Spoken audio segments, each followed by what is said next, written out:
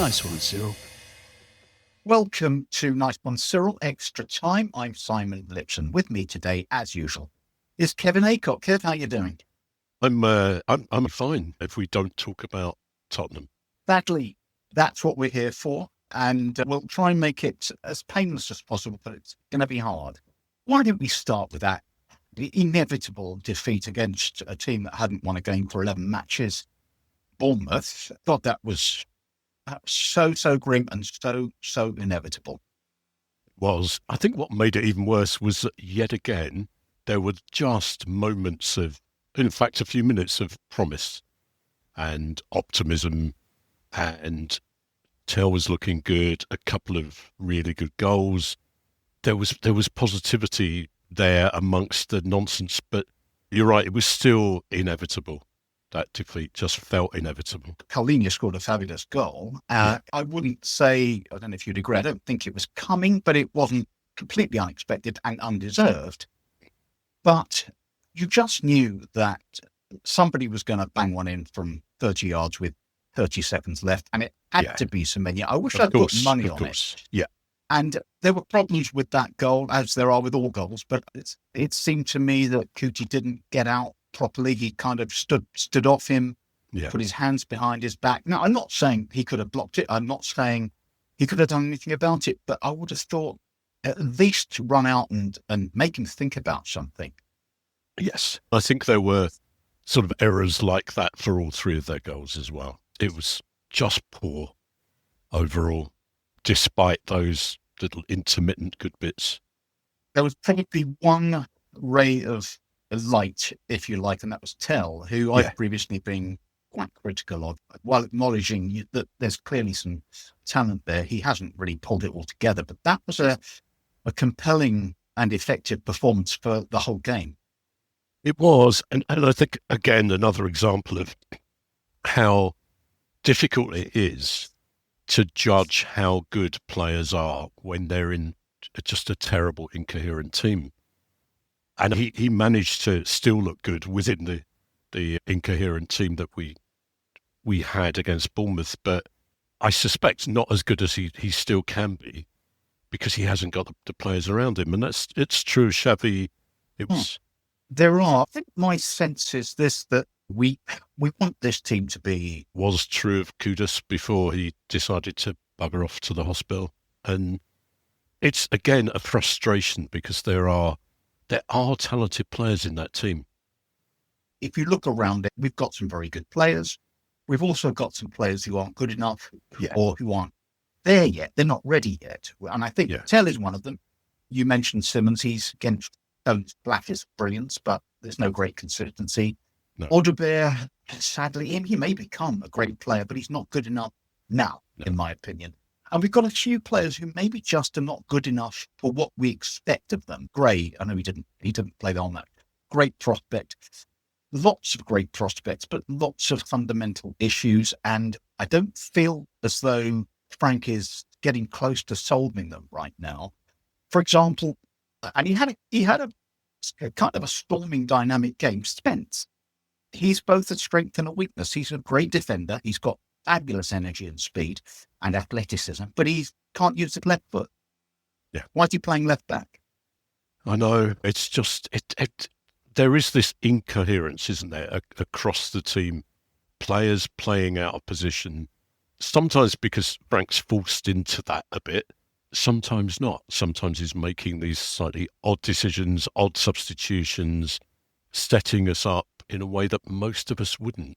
And okay, he's a leading football manager, supposedly, and I'm not, but he makes such odd, and that adds to the incoherence, and it just says to the opposing team, you can win this. You haven't won a match for 11 games, but you know you can win this one. We had a long conversation over our WhatsApp group this week about what the real problems are, and I think we kind of concluded, where do you start and where do you finish? But you were making I think, an extremely valid point about there being if you like, almost like an institutional weakness, a rot that runs through the team and runs through the club. Yeah, there is, that's been around. I mean, it may even precede Levy and Enoch, actually. I think that sort of lack of confidence and belief that we can do it. I think when I first started sort of watching them in the early 70s, maybe I wouldn't have been aware of it, but it didn't feel like that lack of confidence was there. It felt like we knew we were good. We knew we were a big club. And so did other people, and so did the players that we were trying to attract. And we had some great players, and there have been periods like that since. I mean, I think in that WhatsApp conversation that used the obvious example of comparing ourselves to Arsenal, we went 4 or 5 seasons where we finished above them in a row a few years ago, not very long ago. And yet we never felt we could maintain that. We never felt as good as Arsenal for very long. And whatever we say about the second place thing and however much we might despise them in different ways, that's become a truth now rather than just a perception. They are better than us. They are a bigger club than us, and they can attract better players than us. And that's depressing, but it feels like a bit of a self-fulfilling prophecy that we as a club, and I don't know how much we include the fans in that, we as a club don't believe we're good enough. And that goes from top to bottom. I remember when we got to the Champions League final 2019, and my wife came in, and I started screaming at the TV and all that kind of stuff. And she said, "What's the fuss about?" I said, "Look, you don't understand. We don't do this kind of thing. We're Spurs. We don't do this kind of thing." So that, in a way, this kind of sums up how I feel about the club, which is that we don't expect nice things. We don't expect to win stuff. That's why winning the Europa League last season was a relief. It wasn't a joyous celebration, of course, but it was really just like, God, at least it's not impossible for us to win something. But it didn't suddenly engender a sense of, right, this is how you do it. Now we're going to go and do it 10 more times. It didn't do that. It felt so one-off-ish as to be, why did we get excited about it? It was in the moment. That's it. Move on. Focusing back on the Bournemouth match, lots of other little things happened around the match. We've got Storm in a Teacup Gate with Thomas Frank drinking out of an Arsenal mug. I don't really care about this personally, but I can see how the optics are just horrible. Yeah, and just sort of symptomatic of everything going wrong at the moment. I think at another period in our history, if a manager had done that, everyone would have sort of taken the piss a bit and moved on, instead of seeing it as, this proves everything's wrong. Everything's wrong about Frank. This proves everything's wrong about the club. And unfortunately, it's hard to not feel that and not get hooked into that, I think. Because you just think, oh, God, of course. Of all the managers, it would be him, and it would be that cup, wouldn't it? It was so feckless and silly. And of course, some of the stuff coming up on social media, I think, is hilarious. We had him, a little meme of him being interviewed on Arsenal TV wearing full Arsenal regalia. It's a thing to do. It's a lack of attention to a tiny detail, and so avoidable. The other thing, Kev, was this unedifying spectacle of our players confronting fans at the end. Fans were quite rightly upset with the way things had panned out. But I don't know, some people are saying, oh, isn't it great that we've got people prepared to stand up and fight and show their spirit for the club. Others are saying, and I'm in this latter camp, that you don't do it. Just walk away, because it just amplifies the disunity and disharmony. Yeah, it does. And I've no idea. Still, everything I've read, I'm still not quite clear what was going on and what the arguments were about directly. And, there may have been horrible personal stuff thrown at them, but I agree. Just go, just be professional. And in a way, it's about keeping that separation, isn't it? I was just thinking about Cantona, when Cantona jumped into the Palace fans all those years ago, and you just think there's a barrier there. There should be a barrier there, an invisible barrier that you don't cross. I sound like a really old man now. Right, moaning about Cantona and Yes. crossing barriers, but you're never going to win that. You're just going to look bad and make the club look bad. So, yeah, again, just symptomatic of everything that's going on at the moment.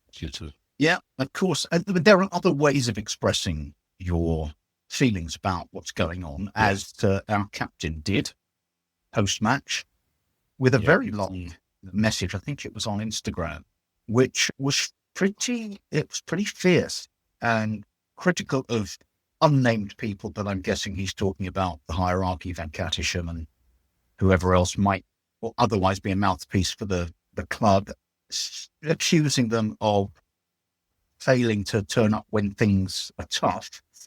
There's something in that, I think. And also, actually, the thing that amused me most was the bit where he said, we're going to just carry on doing our thing, keeping quiet. I thought, well, hang on, you're shouting here, man. You are shouting your head off. And I don't know, it's a message to lots of people, but specifically, that kind of thing always feels like a player angling for a move. But it also feels like a player who is committed to the cause and can see no way out right now. I think the shame is he didn't stick with it and was pressured into editing and taking out the only interesting bit, really. And I think, okay, you're brave enough, you're being courageous, you're saying exactly how you feel, and then they put pressure on you, and you would sort of withdraw that. And I think that was a shame, really. If you're going to do it, then stick with it. And of course, there was probably enormous pressure from above to do that, but that was weak, really. And again, there's a weakness. There is a weakness overall. I think it feels like there's a weakness in Frank. There's a weakness in the players, in the squad, but in the club as a whole. And I do think we miss, by we, I mean, I think players, the hierarchy, the owners and fans, we miss Levy as some kind of, symbol to focus both good and bad on, mostly bad, obviously, but there isn't anyone. There isn't that person. And in a way, I think that's probably what he was trying to say. None of you anonymous people are coming out and saying anything or doing anything. Yeah, it's accountability, isn't it, really? And I think Thomas Frank sort of addressed this. He made a comment, quite sure when, that they're all kind of in harmony, all of the management and the playing side and on the financial side and the executive side, everyone is in harmony. So anyone can speak on their behalf. But that's clearly not true, is it? No. Because it doesn't recognise the fact that executive can sack that manager any day of the week. They are different animals and they have different things to offer and to say. It's part of this rot that we've talked about. If we lose to Villa and we lose to West Ham, we have to get rid of him. But then we're halfway through the transfer window. You're starting again with either a caretaker manager who you won't entrust with the money, or someone completely new who won't know what he needs because he has to assess the squad. It's just total paralysis. It is. I can't see a way out. Have they made a decision? Have they sat down as a board or however it actually happens and said, if he loses the Villa match and the West Ham match, he will go? Because in some ways that would make decision-making easier. But you suspect that's not the case. It'll be, well, it sort of depends. If we play well and we're a bit unlucky, then... And there'll be alternate voices. There'll be different people wanting different things. And as you say, all of this about Frank is in parallel with trying to attract people. And we're desperate. We're even more desperate now than we were a couple of days ago. We were in desperate need of decent players coming into the squad because of the injuries, not least because of the injuries. And so it's horrible. I don't know what's going to happen. I sort of want to just press fast forward and get to the end of the month and just see what, and move on from there. Yeah, it's going to be a tough month for the ITKs and the Garys of Harlow because nobody can possibly say with any authority what's going on or even what they think might happen because it's so up in the air. Let's quickly talk about Villa. That's coming up at the inhospitable time of 5:45 tomorrow, Saturday. So It's a toughie, isn't it? And it's one of the things that we ought to take a strong interest in, because we're shit in the league, not going to win the Champions League. There's nothing else that we can legitimately go for. But we're up against a good side, and we're in no kind of form. No, it's impossible. I was just thinking about the old prediction thing, and every single prediction I've made this year has been wrong. I just stupidly, there's still part of me that thinks we could scrape this one. You know, that somehow we could scrape it. They're clearly a better team in a much better state than we are. But also, they lost to the not particularly good Arsenal side. They're not just lost, we're completely hammered by not particularly good Arsenal side. So there's a vulnerability there. It's a one-off game, I think. I don't know if that is a cliche, but it should be. So it's a one-off game. It's a cup match. Who knows? But I can't feel positive and optimistic going into. I doubt if anyone does. No, well, me neither. It's hard to see where the inspiration is going to come from. It's hard to see who's going to score a goal. Anyway, look, this will play itself out, and we'll talk about it on the podcast on Monday. Just finally, this week, one of our great players. You mentioned about the team and the good team we had in the 70s. One of the key players there was Martin Chivers. Thoughts about Martin? He was so wrapped up in my first connection with the club. He was, and I said that, you know, he was the Spurs player at that time when I was sort of 10, 11, 12, whom my mum had heard of and would ask about. And so for me, I think he's just wrapped up personally in the club, in my history with the club, with my parents, because he was a great player. God, can you imagine if we had him up front now? Yeah, at his best. He would transform. He would. He was an extraordinary amalgam of pace and power, two-footedness. I know I've talked about this before, but a player who doesn't care where the ball falls, he'll kick it with that foot because it's just like Harry Kane. Same thing. Yeah. Rather like you, he was my first real kind of personal connection with the club. I loved him.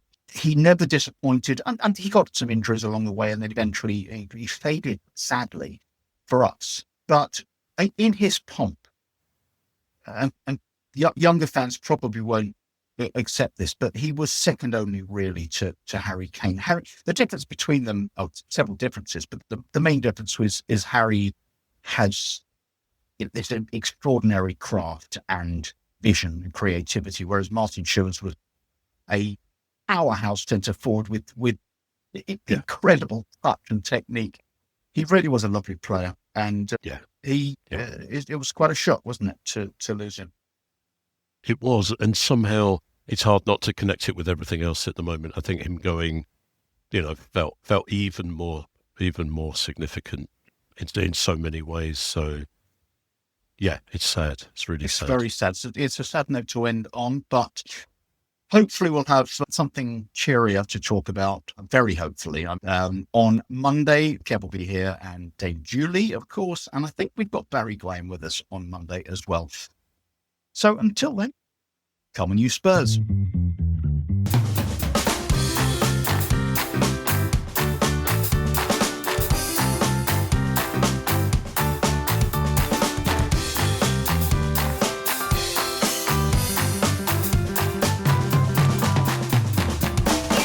Nice one, Cyril.